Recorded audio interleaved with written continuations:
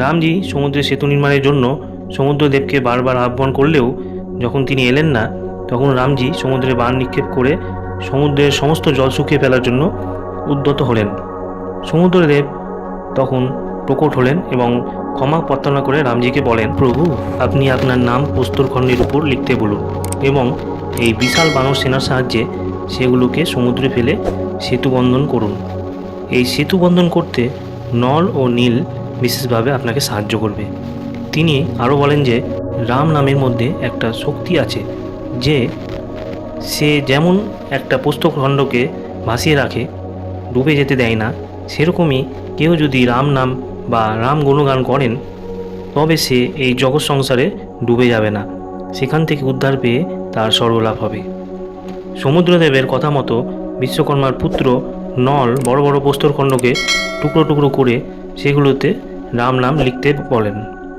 বানর ও ভাল্লুকের দল সহ জঙ্গলের পশুরাও এই সেতু নির্মাণে সাহায্য করেন।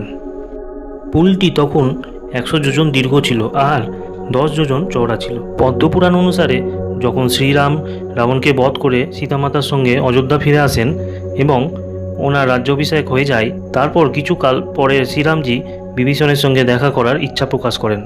তিনি ভাবেন যে রাবণের মৃত্যুর পর বিভীষণ রাজকর্ম কেমনভাবে চালাচ্ছেন, তার কি কোনো কিছুতে কোনো সমস্যা হচ্ছে।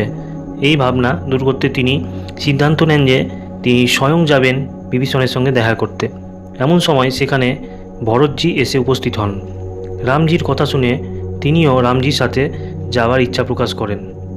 অযোধ্যার সুরক্ষা লক্ষণজিকে দিয়ে তিনি ও ভরতজি পুষ্পক বিমানে চড়ে লঙ্কার উদ্দেশ্যে রওনা হন। রামজি পথে ভরতজিকে সেই সেতুটি দেখান। বিভীষণ রামজির আসার খবর পেয়ে তিনি গোটা রাজ্যকে সাজানোর আদেশ দেন। বিভীষণ সবার সঙ্গে সাক্ষাৎ করে খুবই প্রসন্ন হন। রামজি 3 দিন লঙ্কায় থেকে বিভীষণকে ধর্ম ও অধর্মের জ্ঞান প্রদান করেন এবং বিভীষণকে ধর্ম মেনে রাজত্ব করার পরামর্শ দেন। তখন তিনি শ্রীরামকে বলেন, প্রভু, আমি সর্বদা ধর্মপথে চলব, কিন্তু যখন শত্রু রাষ্ট্র এই সেতুর রাস্তা ধরে এসে এখানে আক্রমণ করবে তখন আমি কি করব। এই কথা শুনে প্রভু শ্রীরাম তার বাণের সাহায্যে সেতুটিকে 3টি খণ্ডে বিভক্ত করেন এবং মাঝের অংশটিকে নষ্ট করে দেন। ভিডিওটি ভালো লাগলে লাইক, কমেন্ট ও সাবস্ক্রাইব করুন।